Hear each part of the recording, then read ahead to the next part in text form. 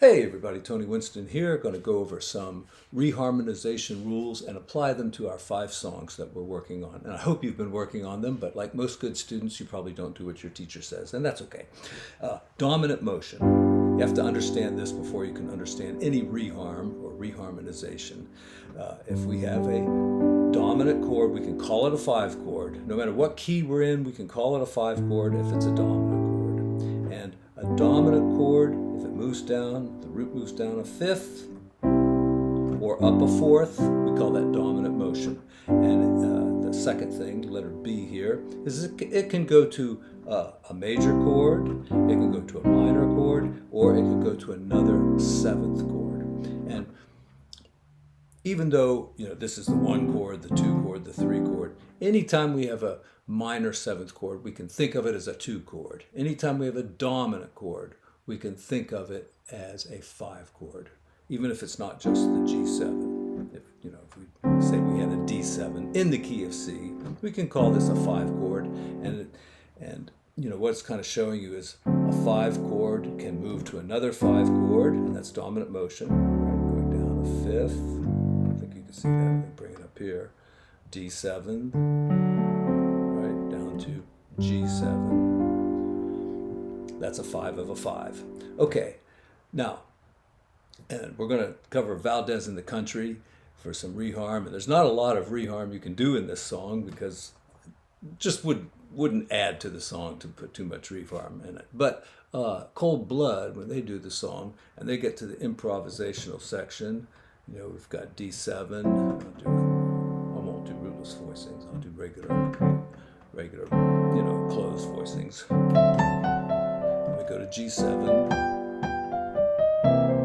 Now, could we reharm that? Yes, we could use letter C, and so all these are 5 chords, right? Because it's D7th, G7th, and C7th. So we can call them all 5 chords, and we can proceed each one by its relative to. So a D7, its relative to would be an A minor, right? A 2 chord is an A minor. And so 2 moves down a 5th to D7. So that's a 2 moving to a 5. All right, so just pretend like we're in the key of G. 2, 5, 1. All right. So we could say it's a temporary 2-5 because it's not in the key of C major, or what key is this song in? G major.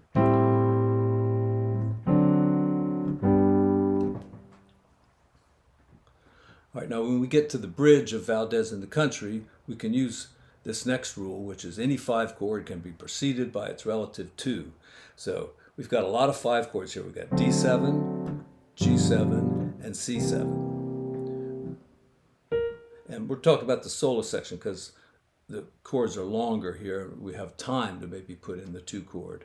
So instead of just going D7, we'll think about the 2 chord that would come before that, A minor, and then do the D7. And then the next chord is G minor, so we're going to go D minor 7th to G7th. And the next chord is C7th, so we're going to go G minor 7th to C7th. All right? And each one of these kind of follows the cycle of fifths. G minor to C, C minor to F7.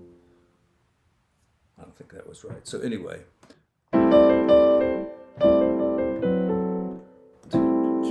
So one measure is like da, da, da. One measure of D is like 1, 3, 4, 1. So we could go.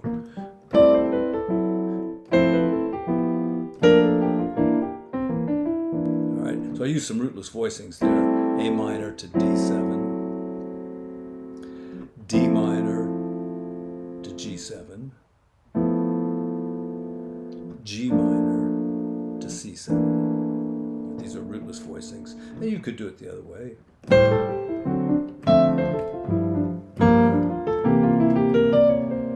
Next part. Those are all minor 7ths. Well, that was the major 7th there. Minor 7th, minor 7th. So no opportunity to use that particular technique. But when we get to these 3 dominant chords here, F sharp, F, and E, we can proceed each one of those. And Cold Blood does this. They go, instead of F sharp, sharp 9 chord. They turned it into like a regular 9 chord like that, and they proceeded with the 2. So the D. That would be their progression. And I think the soloist plays something like and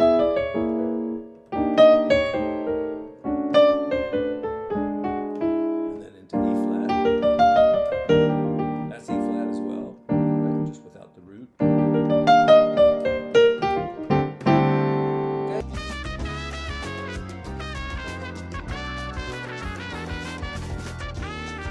Okay. So that is rule number letter C. Any 5 chord can be preceded by its relative 2. Any chord may follow the 1 chord. So suppose we did a turnaround. We get to C. What can come next? Anything. Anything can come after the 1 chord. I mean, it might not sound good, but technically you can do it.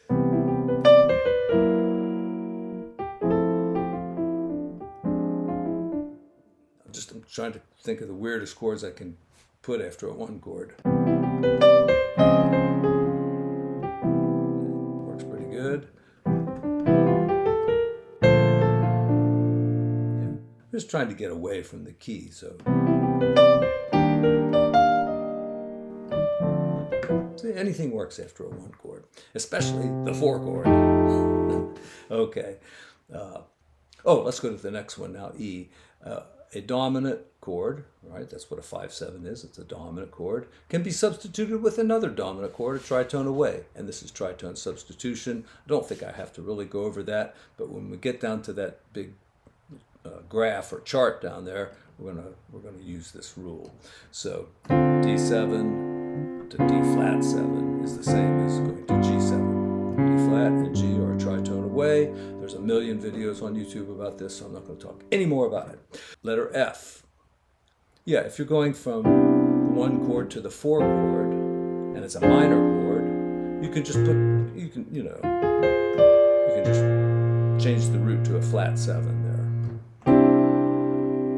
Yeah, so it's a minor chord, and when you change the root like that, it becomes like a dominant chord there. So instead of F minor or F minor 6th, it's a B flat 7th. And that's a pretty common progression. They sometimes call that the backdoor 2-5-1. There it is. If you're on the 1 chord, just use the 3 chord. It's just like playing a rootless voicing, really, of the C major 7th chord. All right, suppose you're playing the blues, like a jazz blues. You're on F. Back to C. We get to the 2. All right, so this next rule. I've gotten a lot of comments. Why did you change that minor chord to a dominant chord? Well, here's the rule right here, letter H. Let's do the blues in C.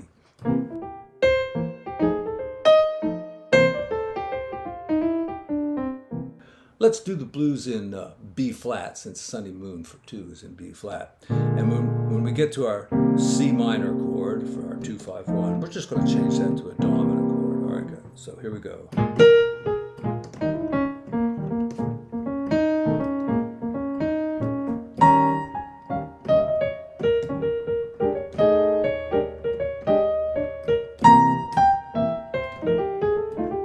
All right, so I had to change the melody a little bit. I didn't have to, actually.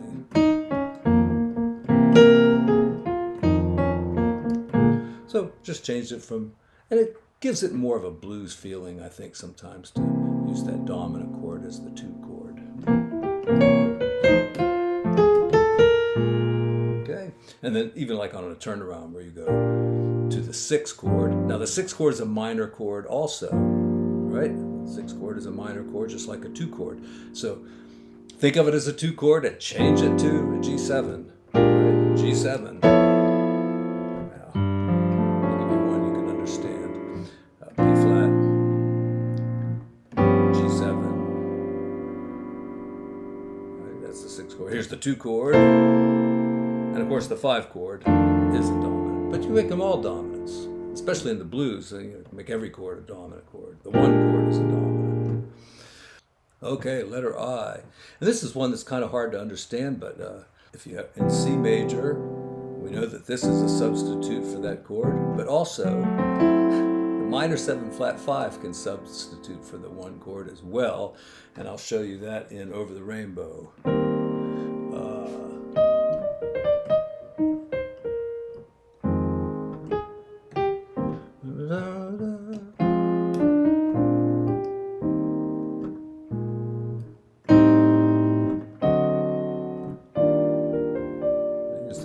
Instead of from the one chord, I use the minor tritone away.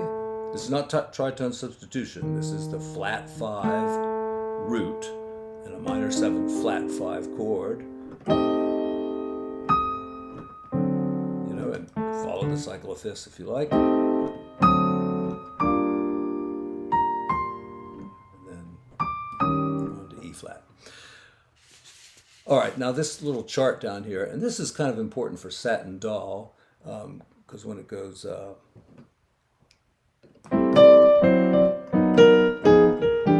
this is a perfect example of one of these kind of odd 2-5-1s. So we know we can go 2-5-1, and you know we can substitute the D flat because it's a tritone away from G, right? This is tritone substitution. So we can go D minor, D flat, 7th to C major. Now, using that other rule, what was it? Letter C, any 5 chord can be preceded by its relative 2. So the relative 2 of D flat is A flat minor, right? It goes A flat to D flat. So we can have a 2-5-1 that sounds like this. We've got A flat minor, D flat dominant to C. And that's exactly what happens in Satin Doll. We don't even have to reharm it. It's already there. A minor, and A flat minor, D flat. All right, but how else could we reharm this song?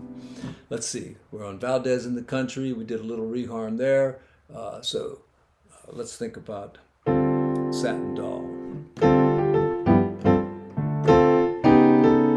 We could tritone substitution. We could another tritone substitution. A minor to D. All right. You can, I think maybe the original song just had D and D flat. It's possible it was written that way. I don't know. You have to go back and listen to Duke Ellington's first recording of it, but certainly preceding each one of those dominant chords with its 2 chord gives you A minor to D, A flat minor to D flat. All right, let's do the bridge. All right, so there's the tritone substitution. Is it pretty? It's not pretty. If you were improvising, it would be a good way to do a little reharm, and sometimes reharm works better in the improvisational section than it does in the actual song. All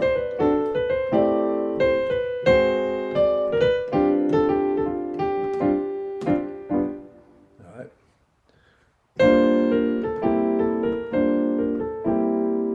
Right there, there's a 5 chord. Let's substitute that with F sharp and then precede that by a 2 chord. So let's see if this works. Not at all. So reharmonization techniques are great when they work. Now if you're soloing, let's see, coming out of the A section,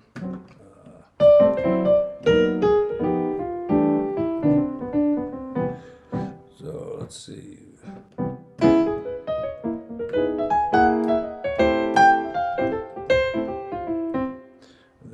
Getting to G. I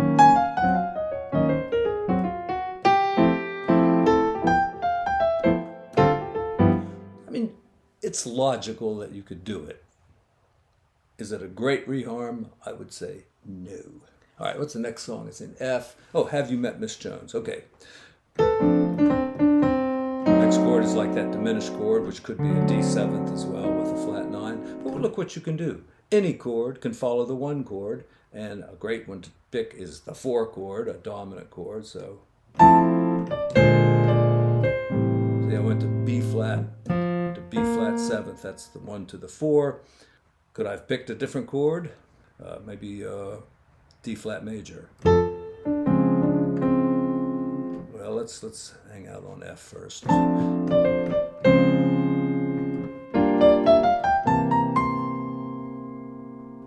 Didn't break the rules, but it wasn't really good. Let's try E flat. I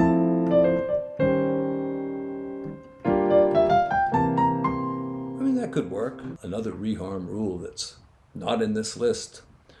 Barry Harris's idea. You know, if you have a diminished chord like this, it infers that it could be a D7 or 3 other dominant chords. So the other 3 would be, let's see, F7, A flat 7, and B7. Let's try all those. That might work. That works. A flat works great. Going to G minor, it's kind of dominant motion there. Yeah, because dominant motion going down this way, but it also can be like just a half a step because that's a tritone away from where you were going. So that's dominant motion as well. All right, A flat, never thought of that one. F7 would be 1, and D7 would be 1. All right, that's a Barry Harris idea. Not really on this list. Let's just try one more crazy chord. Let's try A7 with a sharp 9.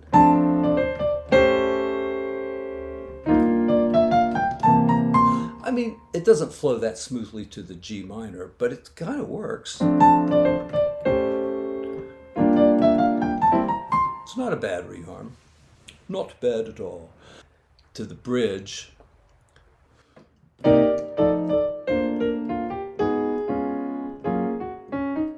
We've got a bunch of 2-5-1s in there. We could do tritone subs on them. But another thing that you can do also is you can just kind of change the quality of the dominant chord, or any chord for that matter.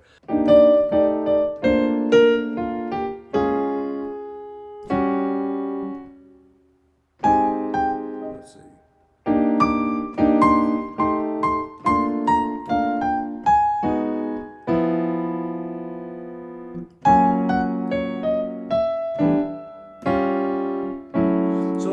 Altered dominants. Probably sounds better with unaltered dominants. Let me see, how can I explain this? So, going from A flat to just a basic D flat chord with a 9th, maybe if we put like a sharp 9th chord in there, we could kind of reharm it that way. This has so many chords in it already, I don't really recommend doing any major reharms here, but see, A flat to G7, right? To E flat. Oh, that one sounds pretty good, that G7 there. All right, that's just a tritone substitution.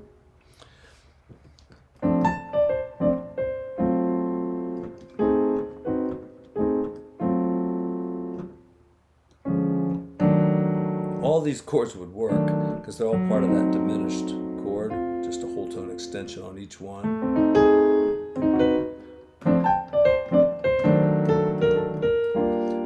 Sometimes these things work better in the solos, but I've seen Chick Corea take these chords and move them down in thirds like that. It sounds, and put a diminished scale over it. Sounds pretty good.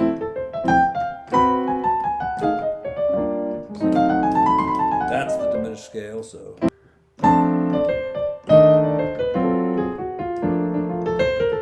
using this like series, there's all the same chord, but just moving up in minor thirds because it's diminished, they've all got to work, so.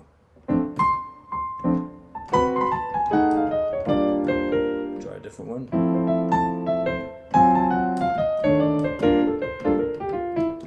Okay, let's see. B flat is Sunny Moon for 2.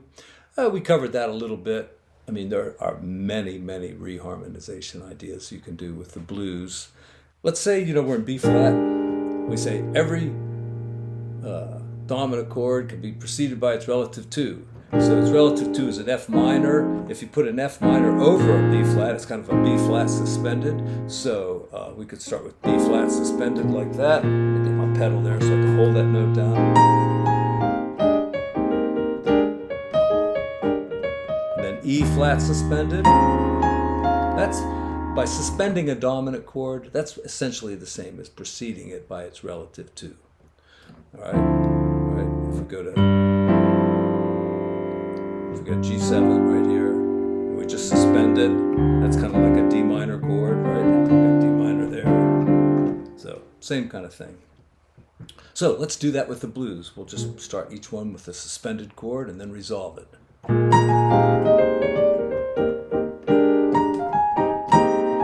Now, E flat. Back to B flat. All right, we could do it on the dominant chord here, the C dominant, right? We changed it from C minor. I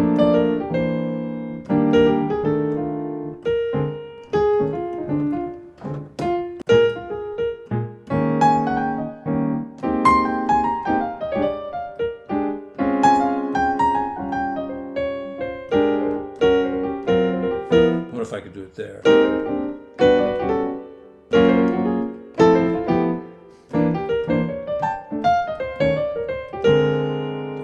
Another thing in the blues that sometimes happens, especially jazzy blues, is look at that crazy chart down there. If we're trying to get to this note right here, we can do a 2-5-1 that goes 2-5-1, but we can also do this one, 2-5-1. That would be like, where it is box number 3 there, in that box there, number 3. A flat, D flat, C. So if we're trying in B flat to get to E flat, we can go B, E, E flat. And that'd be minor, dominant, probably another dominant.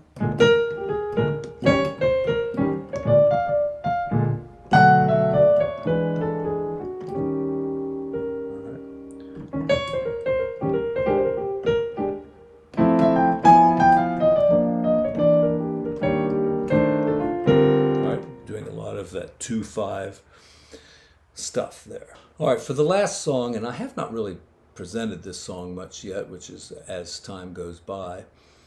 There's a lot of reharmonization things you can do with this song, and this is one of those songs that when you play it in a band and you haven't rehearsed it or anything, or you don't have a chord chart, everybody seems to go a different way on this song, and it turns into a big mess. So, write out a chart for this song if you're going to do it with other people, and we'll use some reharm ideas on this too. But I need to do another video and present this song first in the key of E flat.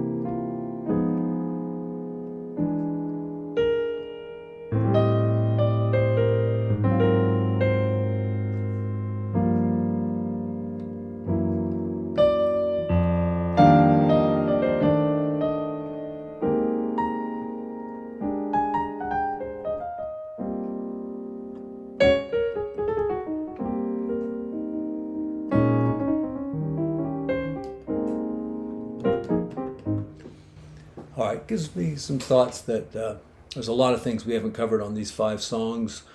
Drop 2, block voicings, block chords, improv, and we'll get to all of that. Thank you for continuing along with me on this series, And, be sure to put some requests down there in the comments and things of either topics or songs that you'd like covered, and I'll put them on my to-do list. And if I don't lose my to-do list, I'll do them. All right, thanks, everyone. Bye.